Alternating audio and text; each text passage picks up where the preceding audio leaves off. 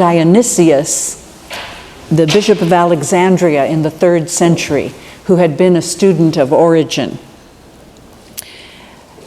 He wrote, Eusebius said, that some had set revelation aside, pronouncing it without sense and without reason. He himself refused to do so because many brothers and sisters valued it highly. But he felt that its subject exceeded his capacity, saying, quote, "For though I do not understand, yet I suspect that some deeper sense is enveloped in the words, and these I do not measure and judge by my private reason. But allowing more to faith, I have regarded them as too lofty to be comprehended by humans. And those things which I do not understand, I do not reject, but I wonder the more that I cannot comprehend." Now, in the history of the interpretation of Revelation, few interpreters have been so modest. Many, perhaps even most, felt that they had the key to the correct or true interpretation of Revelation. Sometimes the interpreter feels inspired. As the text is inspired, the interpreter is inspired to interpret it rightly. Or the interpreter believes they have the best method, scholastic or scholarly method. Or thirdly, one thinks that because of one's social situation or life experience, they understand Revelation better than others. For example, because they're poor or because they're oppressed or marginalized in some way. So the focus of my lecture today is how the book of Revelation has been and continues to be read.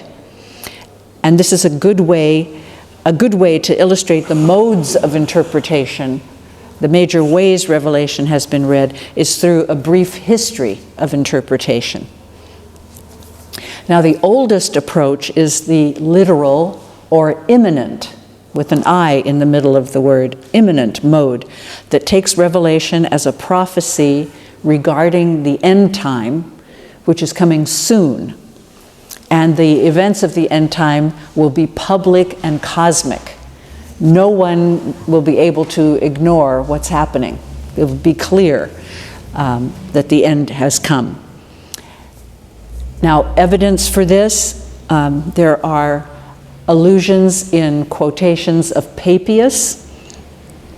Justin Martyr takes this position, Irenaeus, and Tertullian. Now, the main text that comes up in these discussions is Revelation chapter 20, verses 4 to 6, the reign of 1,000 years. And holders of this position were called chiliasts, from the Greek word for 1,000. And the 1,000-year reign later was called the millennium, of course, the Latin word for 1,000. And some pictured it as an earthly reign and a time in which there would be feasting, abundance of food and drink, and even marriage and begetting children. So an example of abundance and fertility, there are traditions that say, in fact, this saying was attributed to Jesus by some writers, as saying that every vine would bear 1,000 clusters of grapes, and every cluster would bear 1,000 grapes, and each grape would create a large number of measures of wine. So others thought this picture of the 1,000-year reign was sensual in a pejorative way, and therefore this point of view provoked a reaction. And that reaction produced the figurative, allegorical, or immanent approach. So the middle vowel in that word is A rather than I. So imminent, happening soon, immanent meaning happening within history as we know it. The first proponent of this, as far as we know, was Origen in his work on first principles. Origen taught in this passage that there were three kinds of people: classified according to their notion of the highest good. For some, the highest good was bodily pleasures. For others, the benefit of the community. Think of Paul, for example. And the third, people who focused on study and learning, and that was Origen himself and his students. Origen argued that belief in the literal fulfillment of the promises focuses on the body. It is better to hope that we will eat and drink of wisdom, and that the New Jerusalem will be made of living stones. Now, the controversy between the literal and the figurative lasted for several centuries, and the quotation from Dionysius of Alexandria, with which I began, is connected to one of those controversies. There was a bishop outside the city in the countryside, Bishop Nepos, N-E-P-O-S, who taught about an earthly reign, who was a typical chiliast in the 3rd century. And Dionysius went there to debate with Nepos and refute that point of view.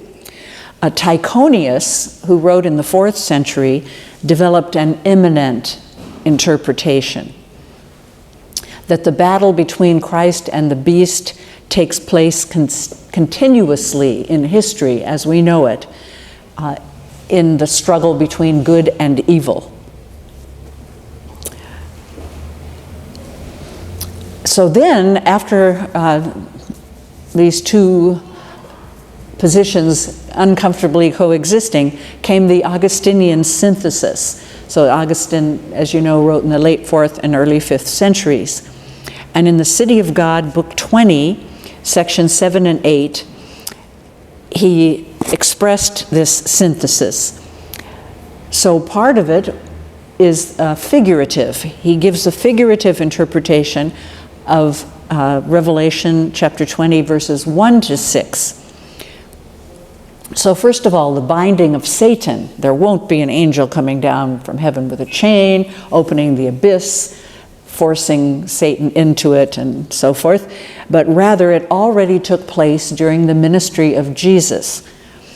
And he refers to Luke 10:18, where Jesus tells the 70 when they return from their mission, "I saw Satan fall like a flash of lightning," falling from heaven. This binding means the confinement of Satan to the hearts of unbelievers, and it is repeated whenever a person converts to the Christian faith.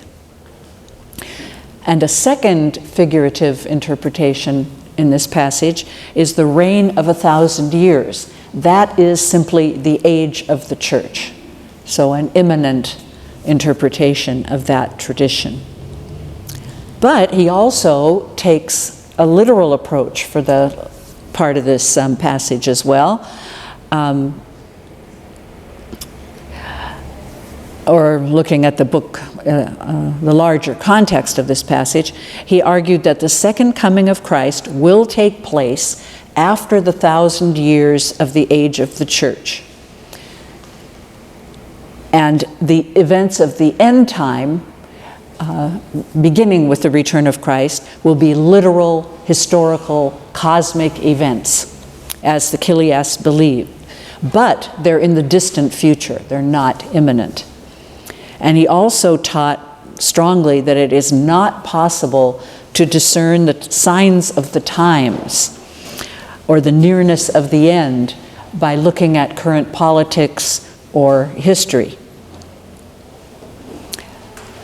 So Augustine's synthesis was dominant for about 700 years, and it is still the position of the mainline churches in the United States, and I think Europe as well. For example, the Roman Catholic Church. Does the Russian Orthodox Church have a position like this? Yes. Similar to Augustine, yeah. It It would make sense, yes. So the last events, literal and historical, but other things figurative. So the next approach to develop is called the world historical mode of interpretation. And this is a kind of dispensationalism. So first, the roots of this point of view. The roots are very old. There are three of them. The first is the periodization of history in Jewish apocalypses. For example, Daniel 2 and 7, the four kingdoms. A second root is speculation on the cosmic week. So that involves, first of all, Genesis 1, the 6 days of creation and the seventh day of rest. Psalm 90, verse 4, which says that 1,000 years is like a day in the sight of the Lord. So putting those two together, the conclusion is drawn that therefore world history will consist of a total of 7,000 years. And you get that idea already in the letter of Barnabas in the Apostolic Fathers. Is everybody familiar with the Apostolic Fathers as a category? Yes, okay. Pardon? It's well known. Yes, good. Okay. And then thirdly, the idea of dispensations or stages of history, that God relates to humans in different ways, dispenses grace in different ways at different times. And this idea comes, for example, from 2 Corinthians 3, verses 7 and 8.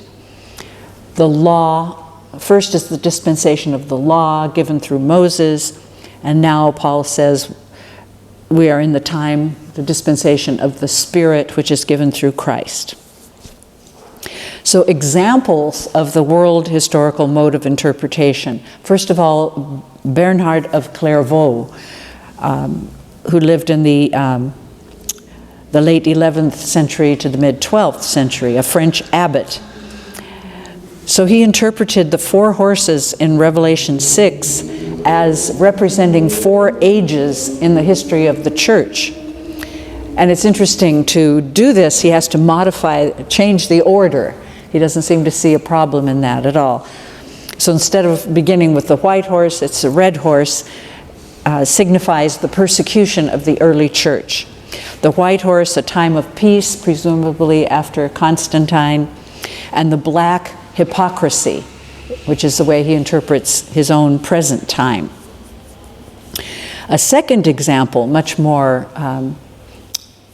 expansive, is Joachim of Fiore, a 12th century monk, abbot, international leader from Calabria, which if you think of Italy as a boot, Calabria is the toe of the boot. He tells the following about what happened while he was trying to write a commentary on the book of Revelation.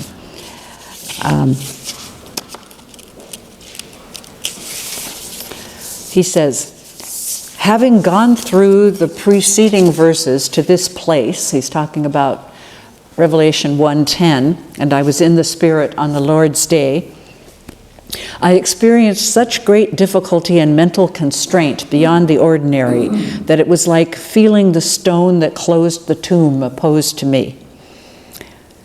Then he lapsed into forgetfulness and became busy, and after a year on Easter he awakened about midnight. And then quotation begins again, at the hour when it is thought that our Lion of the tribe of Judah rose from the dead, as I was meditating, suddenly something of the fullness of this book and of the entire agreement of the Old Testament and the New Testament was perceived by a clarity of understanding in my mind's eye. And scholars of mysticism would categorize that account as an intellectual, mystical vision. So Joachim's schema, or pattern for all of history, involves three states, status in Latin. First, there's the state of the law, in which God the Father is the most active. Second, the gospel, in which the Son is most active. And third, the state of freedom, in which the Spirit is most active. Joachim believed that his time was near the end of the second state, and soon the Antichrist would come and be defeated. Then the third state would come. The New Jerusalem he interpreted as the renewed church, which would reign in peace and contemplation. So Joachim agreed with other monks and that the church needed to be renewed, and it would be monks who would do this. They'd reform the clergy who were not setting a good example. So there's a major shift from Augustine in Joachim's work, and that is that once again, signs of the times and history were part of eschatology. Nicholas Lyra wrote a commentary in 1329, and he was the first to interpret the body of Revelation in this way. The seals go up to Domitian, 96 AD. The trumpets are the heretics from Arius to Anthemus, a heretic mentioned by Procopius of Caesarea, who wrote in the time of the Emperor Justinian, so up to the 6th century. The second beast is identified with Muhammad, the first beast, the Roman Empire, which preceded him, of course.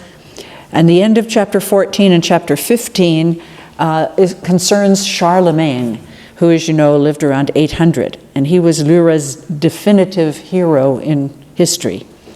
The bowls represented the Crusades, and the binding of Satan, the founding of the preaching orders.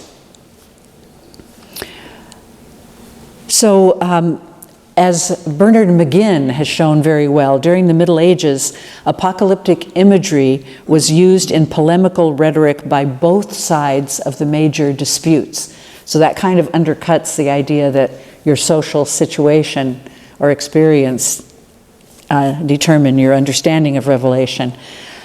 The people in support of a particular pope used it against the people who were against that particular pope, and vice versa. The pro-imperial and anti-imperial forces used it, both. So Luther inherited this tradition. Now, it's important to recognize that the use of Revelation to criticize the Pope was at first an inner church, an inner Catholic Church phenomena. It was part of the idea, the understanding of the monks that the church needed reform. As much as local clergy, right up to the Pope, the way of life being led needed to be reformed. But with Luther, it becomes, it is the beginning of the use of Revelation by Protestants to criticize the Catholic Church. And we still have that in the US today. Anything like that in the Orthodox churches that you know of? Not so much, yeah.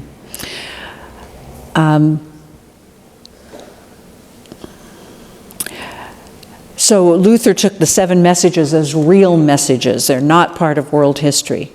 But he did take a world historical approach for the seals. They represent plagues on the whole church. The trumpets represent heretics.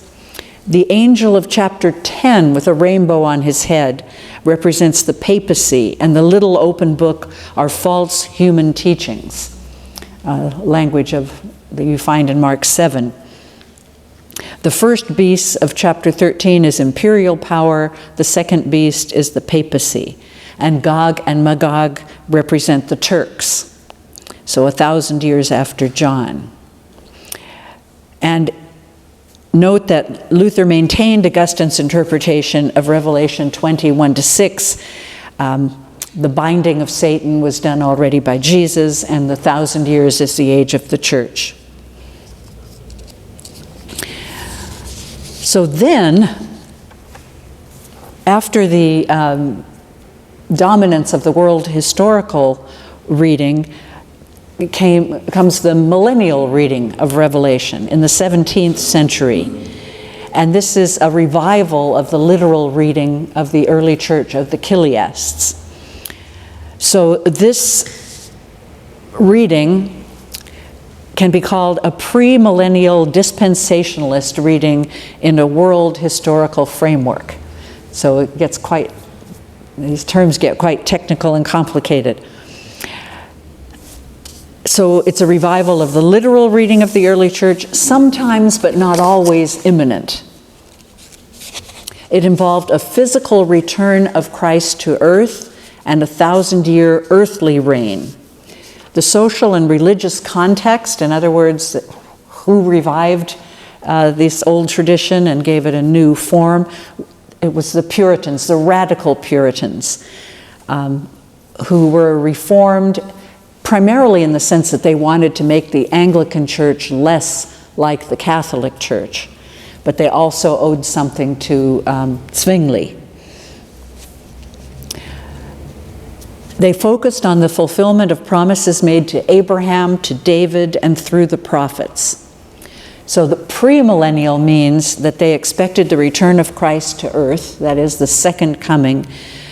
They expected it to occur before the 1,000-year reign. And that's a nice segue into the post-millennial view of the 18th century. Now remember, the 18th century is a time of reason, and the world we have is the best possible of all worlds, that kind of thing. And the post-millennial idea fits into that context. It was introduced by Daniel Whitby, an Anglican clergyman educated at Oxford, who was anti-papal, and he wanted a reconciliation with the nonconformists, mainly the Puritans. He taught that the binding of Satan in Revelation 20 signifies a turning point about to happen toward a more just and humane society. So the 1,000-year reign of Christ is imminent within world history. And post-millennial signifies that Christ would return at the end of, that is, after this 1,000 years of such a just society, the millennium. And the American theologian Jonathan Edwards was influenced by this point of view. So then there's a return to premillennial theory, which becomes modified, updated, and elaborated in the 18th and 19th centuries. Now, one of the triggers for this was the French Revolution, that some of these people saw events of the French Revolution as partial fulfillment of Daniel and Revelation, destruction of papal power, the rise of the secular state, and a religion of reason as opposed to faith. A number of societies and conferences were founded in Great Britain that taught that Daniel and Revelation foretold the imminent restoration of the Jews to Palestine. And this teaching was inspired by the British, by a declaration of Parliament, the Balfour Declaration of 1917, which gave permission, Britain had some sort of control over the Middle East at the time, that Jews may immigrate into Palestine. And these societies and conferences also taught the literal public second coming and a millennium or 1,000-year reign on earth. So they based their views on passages from Isaiah, Ezekiel, Daniel 2 and 7, as well as Revelation. And I list some passages in the paper that some of you have access to. So in this context, premillennial theory was revived by John Nelson Darby, but now on a futurist rather than on a world historical basis. He was an Anglo-Irish clergyman in the Anglican Church, which he left to join the Plymouth Brethren, a very conservative movement. And Philip Alexander, if any of you know his work on ancient Judaism, he belonged to that. He grew up within that movement. So Darby was active in the mid-19th century. And later on, the American Cyrus I. Scofield popularized dispensationalism in general, and Darby's schema in particular, in the Scofield Reference Bible. So lots of notes in the margins and at the bottom of the page, connecting the biblical text to this premillennial theory. And that Scofield Reference Bible was first published in 1909, and it's still in print today. You can even get it on Amazon.com if you're interested in looking at it. So similar movements to those societies and conferences founded in Great Britain developed in the United States. The group called Mormons, you may know they're missionaries if they're allowed to come into Russia, I don't know, but they are trying to convert the entire world. But their official name is the Church of the Latter-day Saints. So they were founded in a context of imminent expectation. William Miller is a very interesting character. He was born in Massachusetts. His mother was a pious Baptist. His father was an Enlightenment kind of man of reason, secular person. He married a woman who met with a group of rationalists, Enlightenment-type rationalists. So he combined his mother's Baptist faith with rationalism, and he decided to try to work out all the dates in the Bible, because he figures God would not have revealed these numbers of years and dates if they weren't important. So he tried to make them all coherent in working out world history. And he came to the conclusion that Christ would return sometime soon. And he had a publicist, a man who really made him famous and made his movement influential throughout the whole United States. And it wasn't a marginal movement. There were Presbyterians and Anglicans and Catholics. People from every church and convention were involved. And his publicists and journalists and some of his followers forced him to set an exact date. He didn't want to do that. So he did. He set a year, 1843, and even a day, a month and day, I forget what they were. And when that didn't happen, he thought maybe he miscalculated, so he set at least a second date, maybe a third. But when his prediction failed, that was the end of an authoritative role for dispensationalism in the U.S. It is now held by no mainstream church.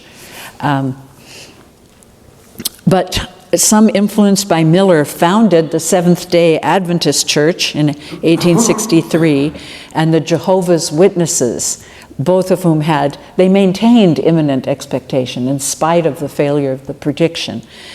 And Jehovah's Witnesses, the group was founded in 1884, but they took that name only in 1931. So to go back to Darby popularized a particular schema or scenario of the end time events.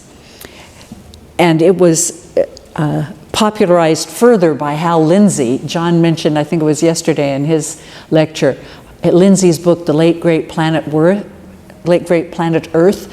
That book published more copies in the decade of the 1980s than any other nonfiction book except the Bible. It was extremely widely read. In my first year of full-time teaching, I taught a course on Jewish apocalypticism, because John was teaching at a different school, so I could teach that at my school. And one of my students asked me, do you think, we weren't studying Revelation, but they kept bringing up Revelation, do you think Revelation supports the rapture? And I said, what's that? And they couldn't believe I'd never heard of the rapture. I grew up in Washington State, where there were not many dispensationalists. So during that semester, I was reading Hal Lindsey, and they were reading the Apocrypha and Pseudepigrapha, which they were not familiar with. So anyway, Darby's schema was, at one time at least, taught by the Moody Bible Institute in Chicago and by Dallas Theological Seminary. So his schema fittingly has 7 steps, 7 parts. First, the rapture, which is based primarily on 1 Thessalonians 4. And there's a passage in Matthew, 2 men will be working in the fields, 1 will be taken and 1 left. Second, the tribulation, which is 7 years long. And the idea of a time, times, and half a time comes from Daniel, which is rightly interpreted as 3.5 years. But in Revelation 11, verse 2, the Gentiles will trample the holy city for 42 months. And then in 11:3, 2 witnesses will prophesy for 1,260 days. You put those 2 together, you get 7 years. And the same thing in Revelation 13, 12 and 13. You put together the time the woman will be nourished in the wilderness and the time that the beast is allowed to exercise authority, and you get 7 years. So the tribulation is going to consist of the appearance of the Antichrist, the abomination of desolation in the rebuilt temple in Jerusalem, which will be the Antichrist going into the temple and making that his political headquarters, natural disasters, and a false prophet joining the Antichrist, sometimes identified with the Pope, and a great assembly for war at Armageddon, when China will invade the United States. That was what Hal Lindsey, his interpretation. The third element is the return of Christ, and Hal Lindsey interpreted Revelation 1:7. Every eye will see him. He says that's possible, that'll be fulfilled because of satellite television. So everybody in the whole world will see him on TV. When he comes for the final battle, the defeat of Antichrist. The fourth element is the millennium. The fifth is the resurgence of Satan in Revelation 20, verses 7 to 10. The sixth is the destruction of heaven and earth. And the seventh is the final state, the New Jerusalem. So as I've pointed out already, the Balfour Declaration that Jews may immigrate to Palestine was an important factor in the production of this kind of schema, and also, even more so, the establishment of the State of Israel in 1948. So the people who want to rebuild the temple are Christian dispensationalists. I'm not sure if there are Orthodox Jews who want to rebuild it. I know they're trying to grow a red heifer, right? There are some, yeah. But the problem is they want to build it on the place where the Dome of the Rock is. Okay, so that's the modern pre-millennial approach to Revelation. And then, sigh of relief, the historical critical method. And of course, as you know, the historical critical method, that's an umbrella term for many different critical methods. One of the oldest, well, of course, there's text criticism. Erasmus and the Complutensian Project in Madrid. But also source criticism is one of the oldest. It looks for breaks or seams in a text and explains it as the imperfect joining of 2 sources. And source criticism was at first, and still to some degree in David Ani's commentary, used to attribute the most Jewish parts of Revelation to Jewish sources. And that works even if the author wrote them because he was Jewish, most likely. But that's a problem because of the unitary style of the work. But in any case, source criticism, contemporary historical interpretation of historical critics. Now, that approach is called preterist by premillennial types, because much of what they consider to be part of the end time and still future is interpreted by historical critics as reflecting John's recent past and his present. So the contemporary historical interpretation reads Revelation as a historical allegory. And there have been very few scholars who've tried to read the whole book that way. And it doesn't quite work. It's forced. But in some passages, it's certainly justified. For example, the first beast as Rome, the second beast as the local aristocracy in Asia Minor, who fostered and encouraged and engaged actively in the worship of the emperor, and the great harlot as Rome. And then a third historical critical method important for Revelation is the history of religion approach. The use of mythic traditions in Revelation. For example, the combat myths I talked about yesterday, I think it was. And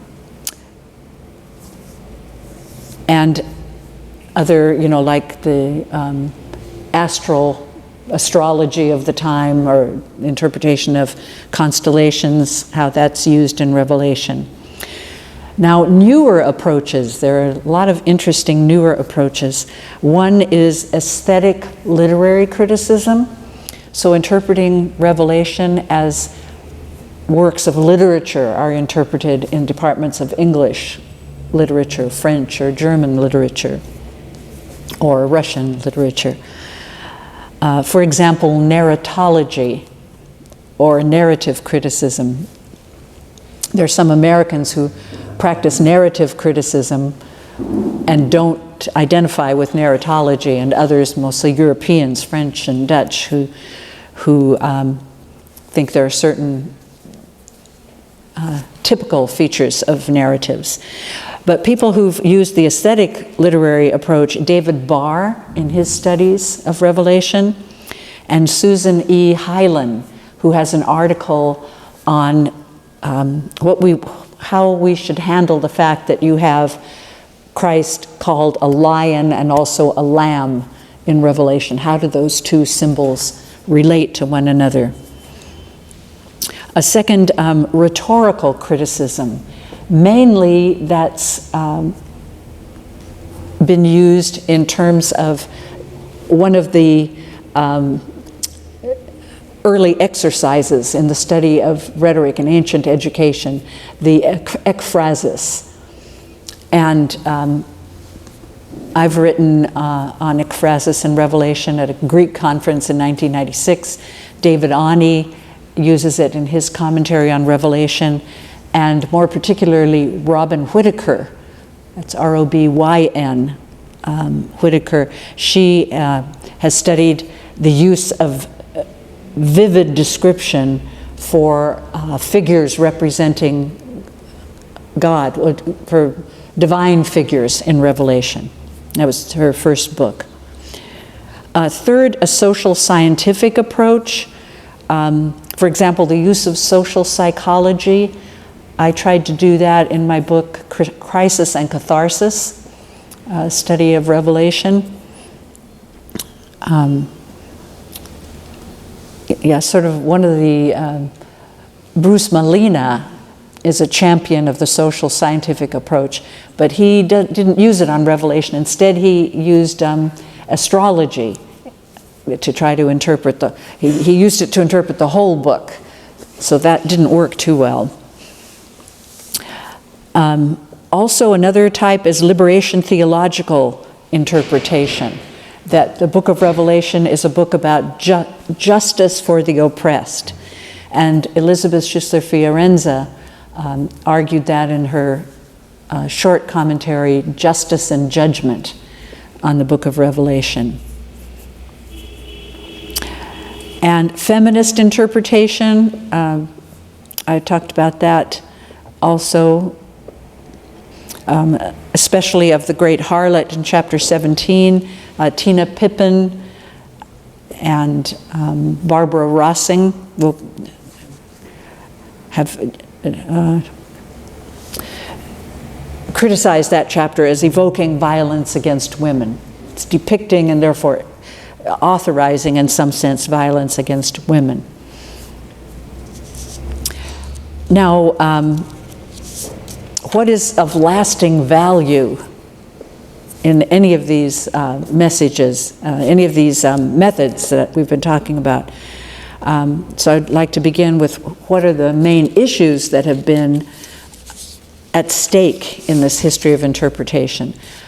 First of all, is it a linear or a recapitulating structure? Is there repetition or not really, not significantly? Secondly, are the images primarily immanent with an I or immanent with an A?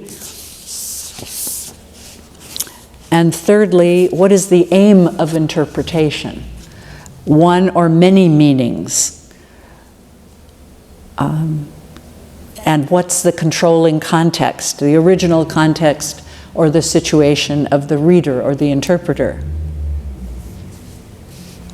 So then turning, in what way are the older approaches of lasting value?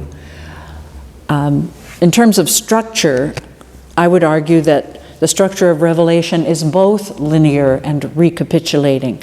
It is linear in the sense that it moves slowly through time, slowly from the time of the original addressees in the messages to the final state of salvation in the New Jerusalem.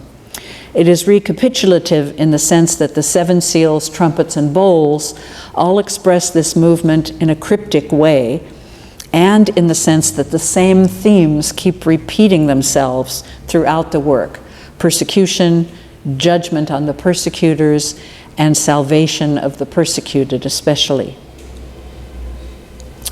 With regard to a second issue, the narratives and images of the work are both contemporary, historical, and mythic. In the second half of the work, especially chapters 12 to 22, they clearly allude to the Roman Empire and to specific emperors, especially Nero, who becomes a model for the Antichrist.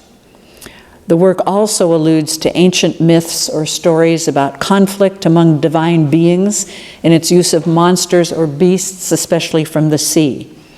It also alludes to ancient narratives in which a battle is waged, the victor becomes king, marries, and builds a new temple or city. And just one way in which the biblical works provide a new twist on that ancient combat myth. In the ancient Near East, in Greece and Rome, the human-like hero, who's usually a god, is representing the current king. And the monsters represent chaos, but usually in the form of those who rebel against this current king or oppose this current king. In Daniel and Revelation, so the human figure represents the current king in those cultures. In Daniel and Revelation, the current king is a beast, and the human figure is the hoped-for kingdom that the author and the audience share a hope for. So that is an interesting difference. So what approaches are likely to be pursued in the future? I don't need to argue to this audience that historical critical methods are foundational. I'm sure that's a very strong commitment here. Secondly, the reception of Revelation, I think, has already, a study of the reception of Revelation over time, from the time it was written to the present, that's already begun, and I think more of that will happen. There's a book you may know, Blackwell Publishers in England has a series in which various biblical works are studied from the point of view of their reception. And Judith Kovacs and Christopher Rowland did the one on Revelation. So they have their own translation, they have some historical critical interpretation of Revelation, but then they go through chapter by chapter and show the way that passage was interpreted in various times and places from then until the present. Christopher Rowland, for example, is very interested in how William Blake, the artist and poet, interpreted Revelation. So I think, so the reception of Revelation, that includes history of interpretation, but it also, more broadly speaking, reception involves the impact of Revelation on culture, on music and art.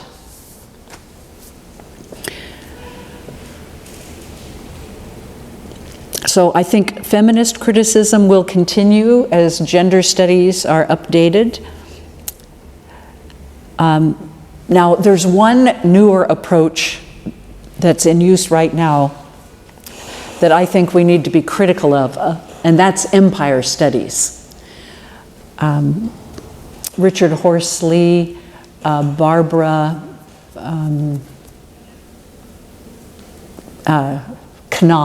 Knoll, yes, at Union Seminary and others. It's influenced by liberation theology. And they want to argue that the author of Revelation is not just against the Roman Empire, he's against the very idea of empire, period. He's against imperial rule as inhumane, as oppressive, no matter who's king. And Stephen Moore has a little book on Apocalypse and Empire, I think it's called, and there's one chapter in which he criticizes this approach. People have argued that for Paul also, that Paul was anti-Roman and anti-empire. And Bert Harrell has a good article arguing Paul was not anti-Roman, he was Roman.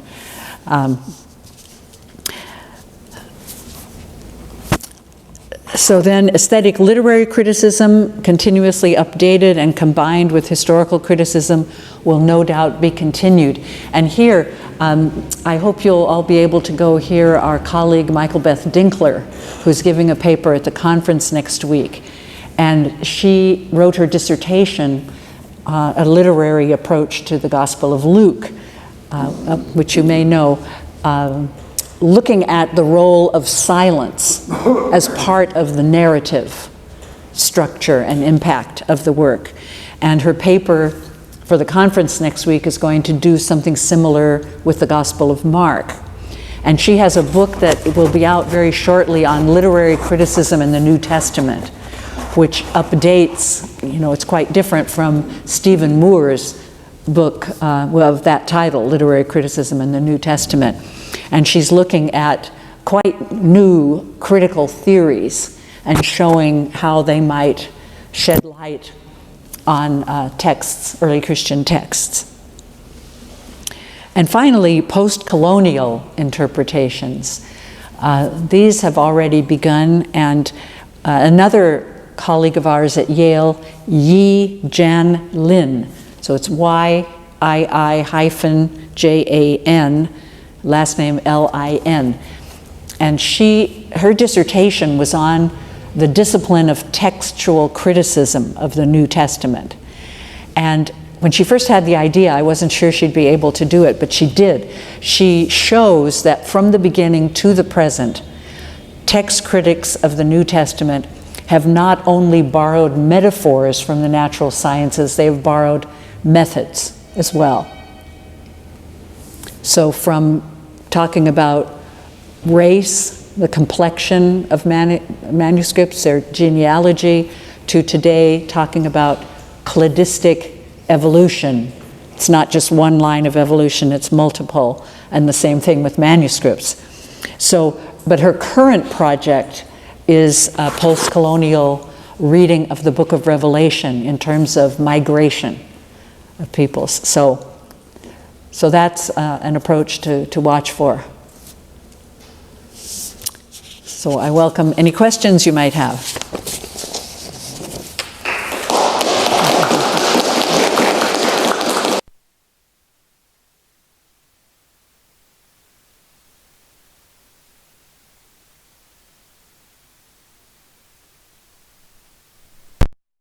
Thank you very much. It is absolutely clear that many absolutely different approaches exist to the book of Revelation and concerning the Bible as a whole. My question is, what's your opinion? What do you think? Is it possible in a responsible, scholarly way to combine these different approaches in one work, in one book? For example, is it possible to read a commentary or a monograph combining these different methods and approaches? You mean, is it possible for somebody to write a commentary that we could... Yeah, right. Of course, yes. I think it would be difficult, but it might be possible to do so if you don't try to use every single method in every single passage. No, of course not. That there are some passages that would lend themselves to a post-colonial reading. And of course, the aesthetic literary approach would lend itself well to talking about the structure of the whole work and transitions from, say, one from seals to trumpets, transitions in the text and things like that. The aesthetic literary, I think, would be easier to combine with more historical criticism than some of these. And feminist criticism could come up, in the Jezebel passage and in chapter 17, but also with the woman clothed with the sun and the bride. So I think it'd be possible. It might make the commentary very long if it would go into detail on some of these things, but yes. Thank you.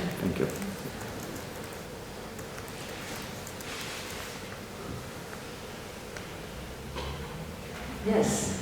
Sometimes in literature, another approach is defined by the idealist approach, treating passages of Revelation as providing theological ideas based on the Old Testament interpretation, so like maybe against the preterist approach, the other side. Relevant not just for John's audience, but for any kind of historical. Can you give me an example? For example, two witnesses from Revelation 11 as representatives of the witness of the church in any kind of time. So this is more generalized approach. In your opinion, can it be treated as a separate approach because it was obviously present already in the church fathers' readings and still more like regular theological commentaries? Yes. Maybe sort of separate one. I could see that, some German commentaries and through them some commentaries in the Hermeneia series, which were translated from those, or that type of German commentary. They have analysis, exegesis, and a third part, prospect, or anyway, it's a sort of a reflective section on how the text relates to today. And I think that kind of approach might work best in that third section, where you're not claiming that the author necessarily, was deliberately evoking, or that the author thought of these two witnesses. Although in Revelation, I think as I argued, the woman clothed with the sun is in a way a figure that they can identify with, because their situation is analogous to hers. And the two witnesses could be similar, because they are threatened and killed, and they are threatened and might be killed by the authorities. But the witness of the church, I don't know, I think that a third section would be, that structure would work well for that.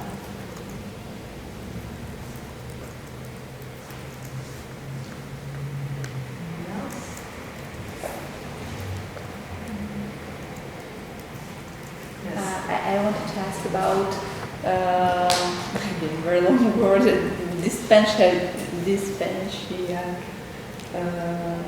dispensationalism.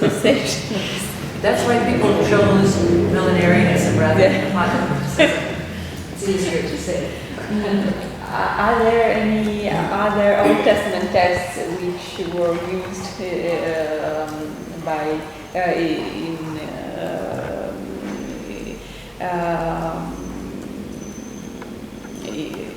inside of this approach, except for Daniel and Prophet Week. Yeah. Daniel and prophecy, I think, are the main ones. Now, of course, Revelation uses Genesis and Exodus to some degree, maybe even Deuteronomy a little bit. But Revelation was the starting point for this dispensation. But you know, your question reminds me, I don't know, maybe this is a tangent and we can come back to your question if it is, but another approach, I wouldn't really call it a method, it's more a subject matter, but it's become almost a sub-discipline, and that's looking at the way the book of Revelation, the way the author uses older scripture. Yeah. You know, first of all, determining But where it's he's using close to text critical method, isn't it? text critical, you mean like variants Yeah. in manuscripts? No, I don't think so. I think it's more, well, sometimes, you know, if the text is unsure, Yeah. then you're not sure what Yeah. it's referring to. But, you know, people have pointed out that the majority of the book of Revelation is taken from older scripture. You know, if you took out all the allusions, there's no citation, no quotation formula, but many, many allusions. And if you took them all out, there's very little left. So, you know, and there are very interesting questions connected with that. You know, why is he doing that? You know, some people who work in that area argue that he's interpreting older scripture and that his use of it is true to the meaning of the older scripture. And others say, no, they're just raw materials. He's just using those things to create something new. Does he expect his audience to recognize all the allusions? Maybe, maybe not. If so, why does he do? Is it to enhance the authority of his own work? Or is it to update older scripture? So that's a very interesting, I think, sub-discipline, you could say. But is there more to your original question?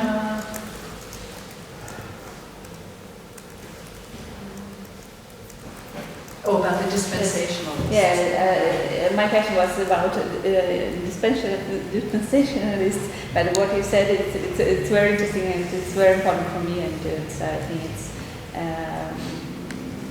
similar to my general view on apocalyptic literature and messianic ideas, that it's somehow was based on interpretation of scripture, and it was developing not independently of this Old Testament of this biblical exegesis. If you remind me in November sometime, I will send you, I have a PDF. John talked about the charts, dispensational charts, and usually it's a figure of a king, and it's the statue from Daniel 2. So Daniel is there, and then there are notations connected to different parts of the statue, and many of those are from Revelation, but some of them are from others. And I seem to remember there being some Genesis allusions, especially around the head. But you could see there what exactly. Thank you. And there's more than one chart. I used it when I taught Revelation. I'd take the first half or 2/3 of the course to do exegesis of Revelation, and then the last third or so to do history of interpretation. And one of the sessions was on dispensationalism. And one time when I taught it, there was a student who was a dispensationalist, and he said, my chart is different. So I encouraged him to bring his chart, and we compared. So there's more than one.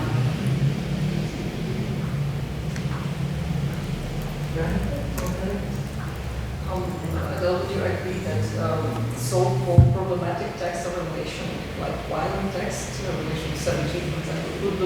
differently depending on the approach that is employed. For example, we take holistic criticism, then it's like problematic how the war weapon is portrayed, but according to Christopher, the social justice approach is totally, we can totally identify what John says about economic critique of the empire. So we can say that those approaches can enrich one another, and problematic text can be reinterpreted. In some ways, we can't identify with John's perspective, but on other, and we can identify it depending on how we. Yes, the chapter 18 is much more agreeable, much more, you can affirm its perspective much more easily, at least those of us who are not in the 1% of the most rich people. But, chapter 17, I think that reminds us, when we look at the scripture that's being cited, there are wild texts in the Hebrew Bible as well, Ezekiel, for example. So that needs to be recognized. But I saw a question over here. Yes. Just didn't get which part of the Revelation predicts the third temple? Which part of Revelation predicts The rebuilding of the temple. the temple? I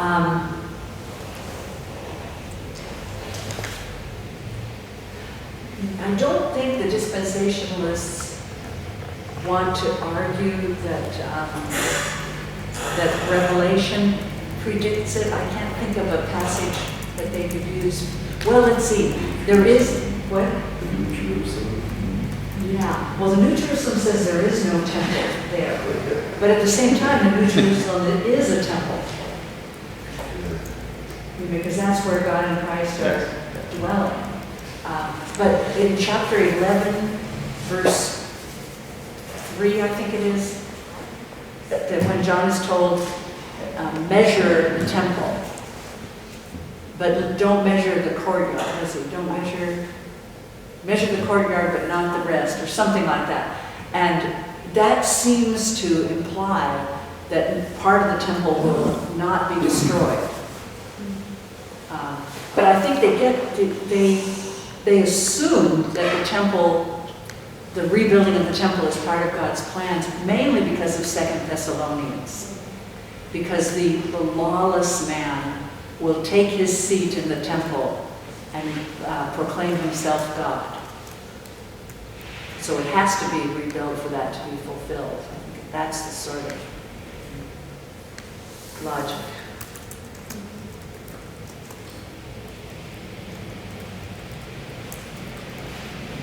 Yes. What is your assessment, your evaluation, briefly, of this evangelical scholarship in the United States so influential Of the concerning the Book of Revelation? this dispensationalist? For example, Gregory Beale wrote a fine, very brilliant commentary on the Book of Revelation. He is not a dispensationalist. He is an amillennial, idealistic, but conservative evangelical scholar. Yes. What's your opinion? Well, he has written a lot on the use of Scripture in Revelation, and he is one of the ones who takes the position that it's interpretation of older Scripture, and I disagree with that. Mm-hmm. But, there are valuable things in that commentary. Yeah, so the old Southern Baptist Seminary in Louisville, they had some good people on the Apocalypse before the Southern Baptist Convention veered strongly to the conservative side. It was Leon Morris. They were better, I think, than the current evangelicals.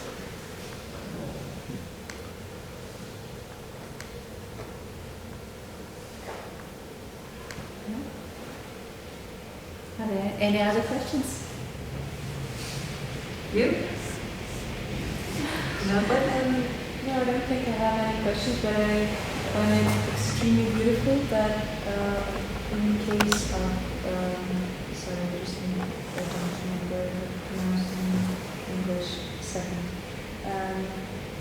But one of the series, one of Joaquim Fiore, it derives the method of dividing history into certain eras and us living in the next to the last one from the apocalyptic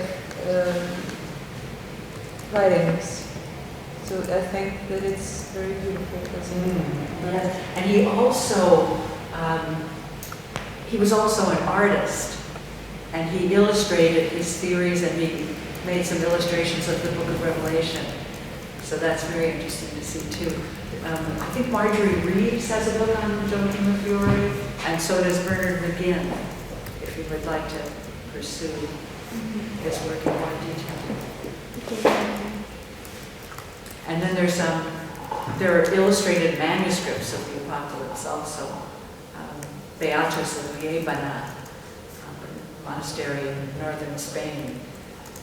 Those are quite beautiful too. And they're you know, they have a lack of perspective for the most part, kind of almost like icons. These illustrations.